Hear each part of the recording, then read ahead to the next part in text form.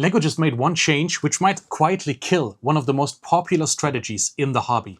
And most people didn't even notice. So yes, today, let's talk about the new reality in Lego investing.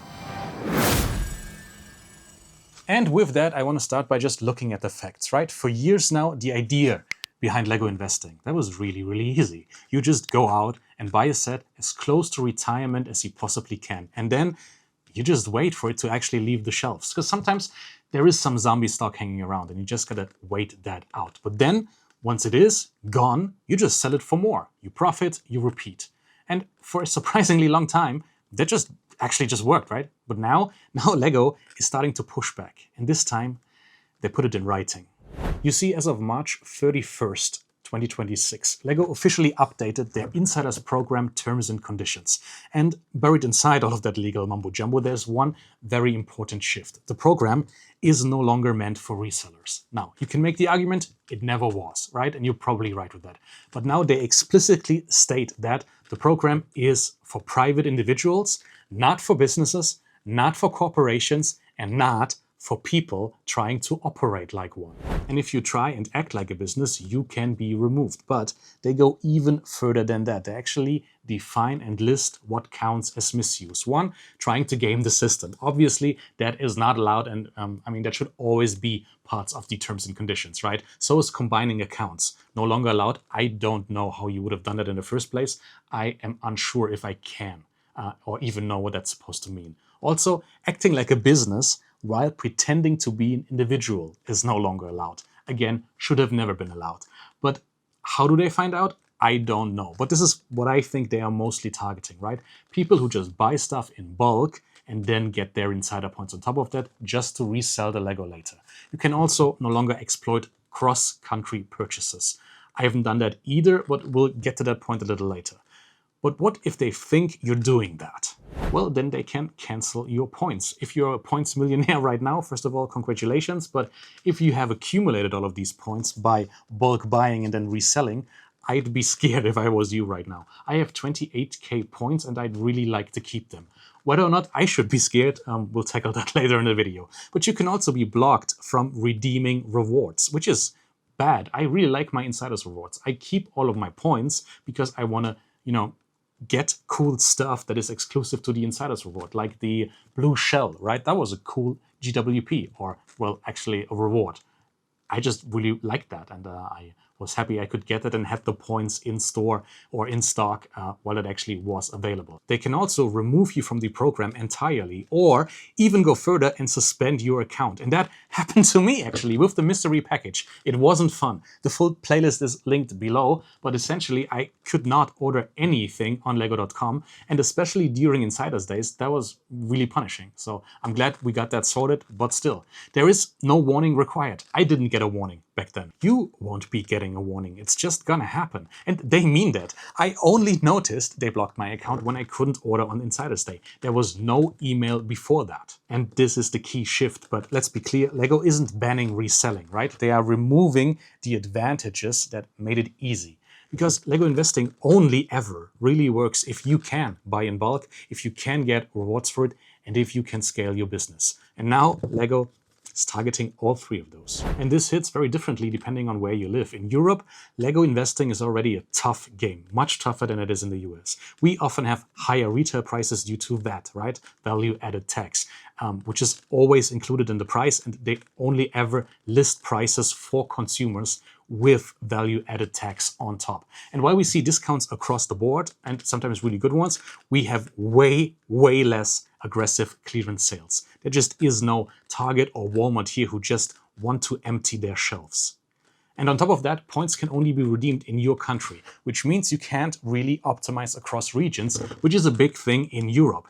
It's in the new guidelines, but I am sure I have redeemed points in Lego stores in other countries before. So if this is really a new change, I will have to make sure whether or not it actually works. I'll check as soon as I get to a store abroad in the future, and I will be traveling to at least 2 more countries this year. So I will have the opportunity to find out myself.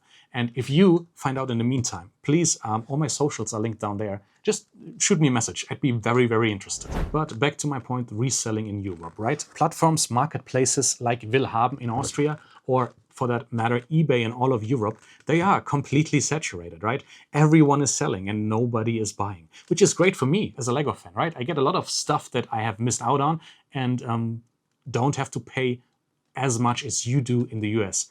But it's not so great if you're trying to offload inventory. And in the US, it's still kind of better, right? You get more discounts, you get maybe even more retail competition, which might be key here. But certainly more opportunities to buy low with more cashback opportunities. We don't have Rakuten and Kohl's Cash and stuff like that. And you have lower sales taxes or no sales taxes at all. Plus these insane clearance deals that I see on Reddit all the time. And every time I see something like that, I check my local retailers and nothing like that ever materializes. But even there, this change matters because the Insiders program used to be part of that strategy. And now it's a risk. And this is where it gets real for me, because I think I've done exactly what Lego is now targeting. I bought multiple copies of one particular set, this one, the Imperial Dropship and Rebel Scout Speeder. Really cool set. It's now retired. You could get the, yeah, she's over here. Actually, well, once I have them here, this was not planned. This is Katie Cutie. She's the exclusive minifig that comes in that set, but there was a range, some of them are still available, of Lego sets, Lego Star Wars sets, where you could get an exclusive minifig. And when I got this on a discount from lego.com and from the Lego store, I have like 5 of these, right? I thought this would be a good investment and I could maybe sell them on later because people really want, first of all, it's a cool set in general.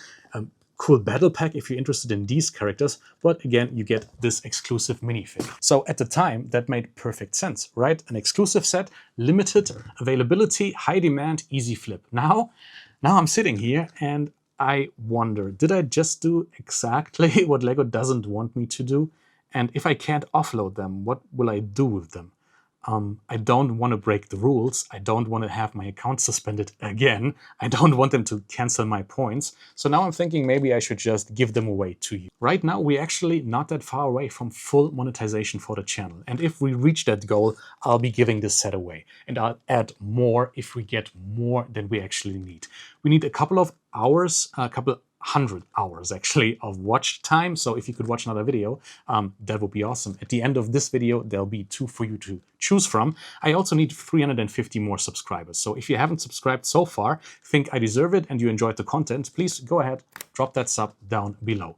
Thank you very much. But here's the thing, it doesn't stop there, right? I also bought sets elsewhere with the plan to sell them later. And right now they're listed on Willhaben, for example, and I have like 30 listings.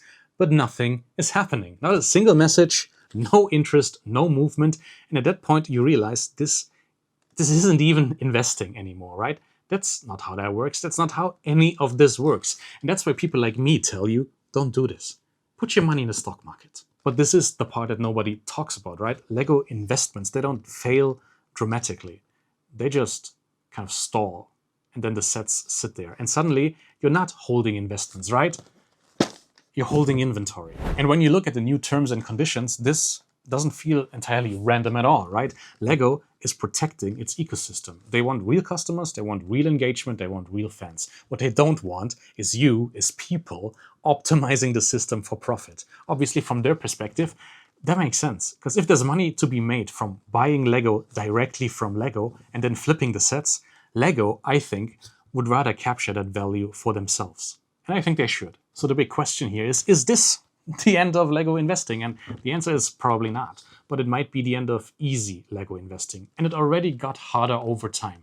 The kind where you just buy anything, wait and profit, I think those times, they are just over, right? Now it's just different. You need better timing, better selection, and actual demand. And even then, there's just no guarantee. So back to my situation. The sets I bought, they might still work out, right? And even if they don't, that's still gonna be okay. Because again, I have this YouTube channel, which I really like. I love nothing more but making content for you people. And if you want to support me a little bit, I am very, very happy with just giving them to you. Back to the community where they belong, into the hands of people who are not investors, but real people who want to build the sets. If I can support that, then yeah, absolutely sign me up. But that's the shift with this whole investing thing, right? From some amount of certainty to the risk of losing your account and missing out on points. Lego investing didn't end. Lego investing will not end, ever. They just made sure it's no longer easy. Because Lego investing isn't disappearing. It's just becoming what it always was, right? A risk. And there are less risky alternatives when it comes to investing. If you are not a die-hard Lego fan who does all of the research all of the time on the best deals anyways, then just don't invest in Lego. It's not a good idea. It's not worth your time. Only do this ever if you're really passionate about it in the first place and already know all the set numbers, all the prices, where to get them from, which sets are exclusive, which sets might do well, might not do well, talk to other people, stuff like that. Yes, I know some sets outperform the stock market, but most don't. And you do not know which one it will be. Had I known, for example, that this shadow box tripled in value shortly after retirement, I would have bought more of them. They were on triple points when I bought mine, and I think this is a really good looking set. But I also didn't know that other people thought the same way, right? But now I'm curious about your opinion. Do you still see Lego as an investment, or is that era finally, slowly coming to an end? It probably should, right? Let me know in the comments, and if you want more videos about Lego collecting, about strategy, about what's really going on behind the scenes, right? Make sure to hit that bell, and I'll see you very soon. Bye-bye. Welcome to my ant card. This is just a hangout. Yeah, I'm a crank that shit. Bro, that's so damn loud. It's nothing but a little intermission. Enjoy these soothing bars of utter indecision. Buddy people, you can trust me. It's an ant card. I know all those fire jokes and get you saying hard. It's an ant card. This shit ain't some voodoo, bro. I know you want to stay, but it's time for you to go.